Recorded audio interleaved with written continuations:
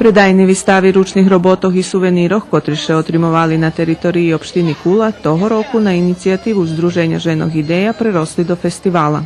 Stalno smo razumeli, co bi take daco u Kuli moglo da Košičko še daco zdeši, da ljudje vidu, da Košičko da budu raspoloženi, da i vezme tak bešedovali, co bi moglo, keljo bi moglo, jak bi sme še potrudzeli i dumam, že tak sme. Keljo teljo sme pozbirali ljudzo, ktorí chceli to robiť, ktorí chceli pomohnúť i eto tako, coška še zbuva. Ideju o otrimovanju festivala potrimali opština Kula, turistična organizacija opštini Kula i Agencija za rozvoj opštini Kula. Privitujući učešnikov, predsjedateljka Skupštine opštini Kula Snežana Markajić varela, že festival promocija i afirmacija ženskih tvorčosti, kotra za svoju robotu i entuzijazmom doprinoši očuvanju rižnih tradicijov i običajoh.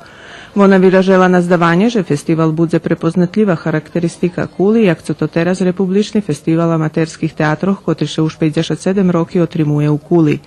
U prihodnej programi učestvovali djeci zo predškolske ustanovi Bambi zo Kuli, špivacka grupa Kulturno-umetnickog društva Dr. Havriil Kosteljnik, solo špivačka zo Kulturno-umetnickog društva Nepker, Združenje Plava ptica i recitatorki Isidora Ninkov i Ljiljana Knežević.